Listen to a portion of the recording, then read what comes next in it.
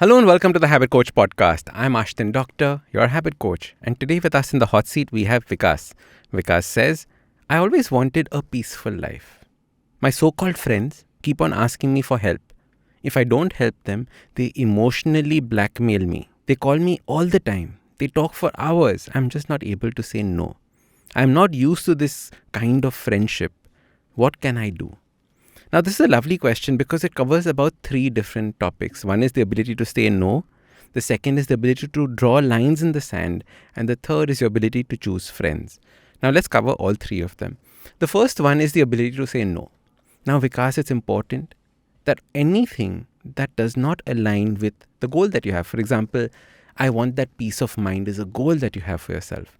If anything does not align with that, you need to know how to say no.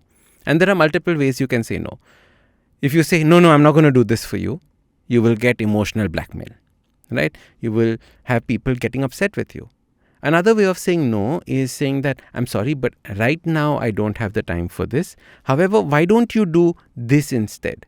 And in that way, what you've done is you've said no and given them a solution or another way that they can approach or solve the problem.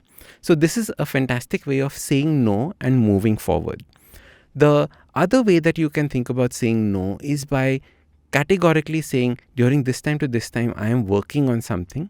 So please, I need your help to make sure that I can focus on this. So what you're doing is basically you are preempting the guilt that they're going to put on you. So what you're doing is you're automatically saying that, listen, I need your help in this. If you can't help me also for this much, then what is the point? Right? You're preempting what they're about to do to you. It's about staying 2 steps ahead of that conversation. Like I said, that is one aspect of this particular issue. The second is your ability to draw lines in the sand. What are you willing to do and what are you willing not to do? We all have people who will come and chew our brains for 4 hours at a time. They will send long essays on WhatsApp.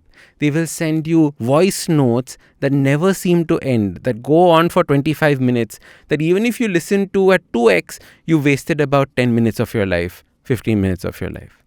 We all have those people in our life, right?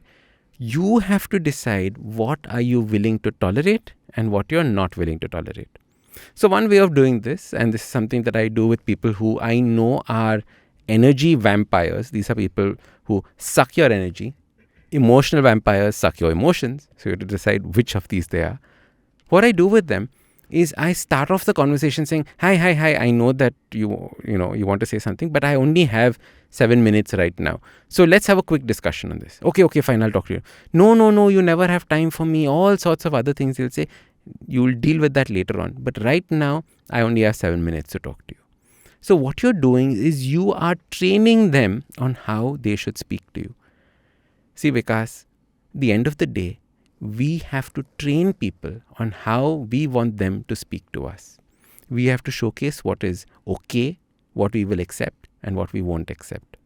The problem is, every time we don't draw that line in the sand, say, I'm willing to accept this and not this, whatever you don't say no to becomes the new norm. So they will walk over you because you haven't communicated that this is not okay to do. So remember this, you must always teach people how they should be communicating with you.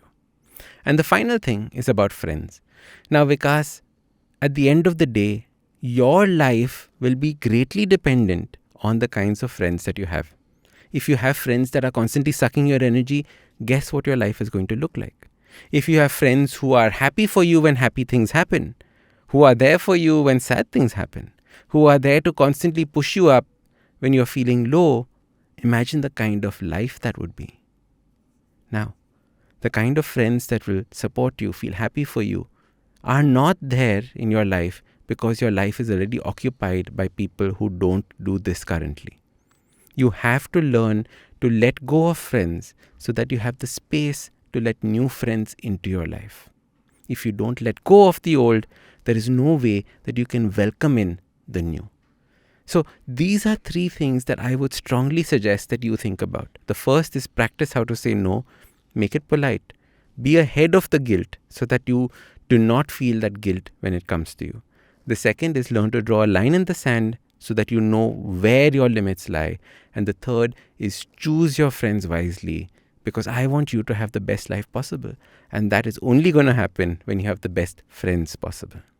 All right. So Vikas, remember these three things, and I know this is going to help you out. All right. Now, if you want to be featured on the next Habit Coach Hot Seat episode, check out the link below and send me a nice, juicy problem, something that you're going through that you want me to answer for you. And I'm going to do that on the next episode. I'm Ashdin Doctor, your habit coach. And remember, awesome lives, they start with awesome habits.